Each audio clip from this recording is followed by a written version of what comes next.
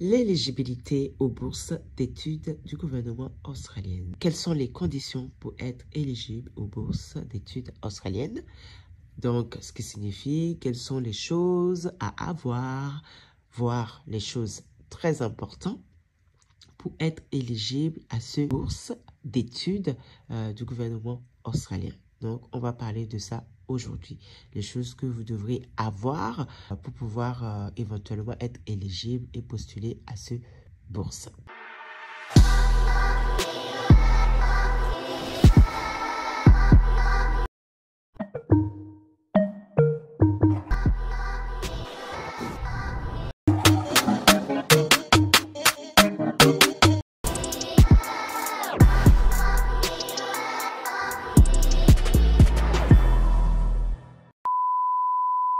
Bien évidemment, pour être éligible à cette bourse d'études du gouvernement australien, vous avez des conditions. Oui, il y a des conditions, il y a des règles, il y a des choses que vous devrez absolument avoir pour pouvoir prétendre à ce bourse d'études. Et vous ne pourrez pas vous lever comme ça et puis demander la bourse, ok? Sachant que la semaine dernière, je vous ai parlé de l'éligibilité concernant les pays, parce que oui, certains pays ont droit à ce type de bourse, comme certains pays n'ont pas accès à ce type de bourse. La semaine dernière, je vous ai parlé des pays qui étaient éligibles à ce bourse d'études venant du gouvernement australien. Aujourd'hui, je prends ce même temps pour vous expliquer les choses que ces pays-là, les personnes qui vivent, qui sont de nationalité de ces pays-là doivent avoir pour être aussi éligibles. Mis à part, bien sûr, d'être nationalité de ces pays-là, il faut aussi d'autres choses, ok? Donc, je vais vous lister aujourd'hui dans cette vidéo les choses que vous devrez absolument avoir. Les conditions, on va dire, d'éligibilité en plus d'être de nationalité des pays que je vous ai listés la semaine passée. Donc, dans un premier temps, il faut savoir que pour postuler à ce bourse d'études de gouvernement australien, vous devrez absolument avoir 18 ans, moins de 18 ans. Ok? Donc, moins de 18 ans et être majeur, c'est très important. Vous devrez absolument avoir au moins 18 ans le 1er février de l'année du début de la bourse. Donc, être majeur avant cette date du 1er février de l'année de la demande, du début, on va dire, de la bourse. En deuxième lieu, il va falloir aussi, bon, je l'ai déjà dit tout à l'heure, hein, il faut être citoyen d'un pays participant déjà. Donc, résider et demander la bourse depuis votre pays de citoyenneté. Donc, si par exemple vous êtes sénégalais et que vous voulez demander la bourse, il va falloir que vous fassiez la demande directement depuis votre pays. Okay? Depuis votre pays au Sénégal, il va falloir faire la demande. Vous ne pourrez pas être, je ne sais pas moi, sénégalais, être de citoyenne du Sénégal et aller au Nigeria pour aller faire la demande. Impossible. Il faut absolument que vous fassiez partie des pays participants et bien sûr faire la demande depuis votre pays de citoyenneté. Très important. En troisième lieu, il va falloir ne pas être citoyen australien. Bon, je ne pense pas que vous serez citoyen australien, hein, parce que si vous faites cette demande-là, à mon avis, vous n'êtes pas citoyen. Vous n'êtes pas citoyen australien.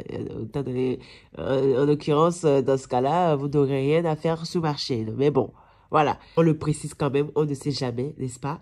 Donc voilà, vous ne devrez pas être un citoyen australien. Bon. Ça me fait très rigoler quand même cette condition-là. Alors que, bref. En tout cas, voilà. Il ne faut pas être australien. Les Australiens n'ont pas droit à ce bourse-là.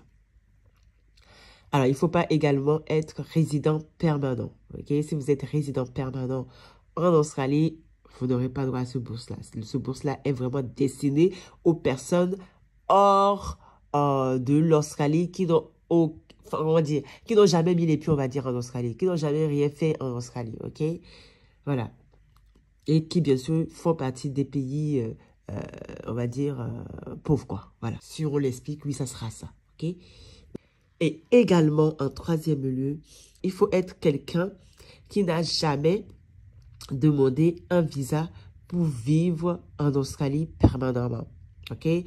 Si vous avez déjà fait une demande de visa pour venir vivre en Australie permanemment, et vous n'aurez pas la possibilité de pouvoir être éligible à ce bourse d'études. Il faut absolument que vous n'avez jamais rien fait concernant le visa australien ou concernant l'Australie. Et ça, c'est vraiment très important. Quatrième lieu, il va falloir que vous ne soyez pas marié. Si vous êtes marié, laissez tomber. OK? Laissez tomber. C'est clair et net. Si vous êtes marié, laissez tomber. Pour être éligible à ce bourse d'études du gouvernement australien, il ne faut pas être marié. Il va falloir que vous soyez jamais, que vous n'ayez jamais été marié. Ça se dit ça? Que vous n'ayez jamais été marié. Bon, en tout cas, il ne faut pas que vous soyez marié. Si vous êtes marié, laissez tomber. Trouvez une autre solution pour, pour venir en Australie, mais ça ne sera pas possible pour vous avec la bourse en tout cas. Il va falloir également, vous devriez ne pas être engagé avec une personne, voilà, une quelconque personne par exemple, ok? Ou sinon, ça peut être également une personne qui détient par exemple, ou bien sûr, qui est peut-être susceptible d'avoir la citoyenneté australienne ou encore néo-zélandais, ok? Donc voilà, je le répétise encore, pour être éligible à ce bourse d'études du gouvernement australien, il ne faut pas être marié, il ne faut absolument pas que vous avez déjà été marié ou vous avez déjà été engagé avec une personne ou encore engagé avec une personne qui détient ou qui est, on va dire, susceptible d'avoir la nationalité, enfin, la nationalité australienne ou néo-zélandaise, ok? Parce que oui, il faut savoir que le New-Zélande aussi fait partie aussi, on va dire, un peu de l'Australie, ok? Donc voilà, ils ont quand même eu une réciprocité. Bref, donc il faut être sûr que vous avez quelqu'un, vous n'avez pas de lien avec ça, quoi. Ou même, il faut aussi que vous ne soyez pas en lien, on va dire, avec un résident permanent au moment où vous fassiez la demande du procédure de la candidature de la bourse. Il faut vraiment que vous n'ayez pas eu un lien quelconque avec quelqu'un qui est permanent, qui est permanent en Australie ou qui est citoyen en Australie. Il faut même pas... Non, c'est pas possible, ok? Très important. Ensuite, en cinquième lieu, il faudra ne pas être actuellement en service militaire. Si dans votre pays, vous êtes en service militaire, laissez tomber. Vous ne serez pas éligible aux bourses d'études du gouvernement australien. Très, très, très important à savoir. Ok? Sixième point maintenant. Il va falloir ne pas avoir déjà reçu des récompenses australiennes. Bon, déjà, à mon avis, je ne sais pas. Bon, je les récite quand même, parce qu'on ne sait pas. Hein, vous savez, il y a des gens, ils ont des... Je ne sais pas, il y a des conditions, il y a des cas. Vraiment, il y a vraiment déjà avec des cas de situation de visa que, voilà, on ne sait pas. Donc, on prévoit. Donc, vaut mieux... l'expliciter, hein, le dire pour que les gens puissent savoir et se mettre dans un certain type de catégorie concernant leur éligibilité pour la bourse d'études d'Australie. Ok, donc voilà. Il ne faut absolument pas avoir déjà reçu des compétences australiennes, que ce soit des compétences de Jeux olympiques ou quelconque compétence australienne. Okay. Septième chose que vous devrez savoir ou que vous devrez avoir ou ne pas avoir pour être éligible aux bourses d'études australiennes, c'est bien sûr d'accepter tous les critères concernant le programme de bourse et bien sûr des pays de citoyenneté. Il va falloir accepter tous les critères. Tout ce qu'on va vous dire, il va falloir les accepter, les réglementations, les accepter. Ça, c'est très important. C'est pour que vous sachiez vraiment réellement ce que c'est les bourses, les conditions, les tout tralala, bref. Ok, il va falloir accepter toutes les exigences et voilà quoi, accepter tout ça, c'est très important.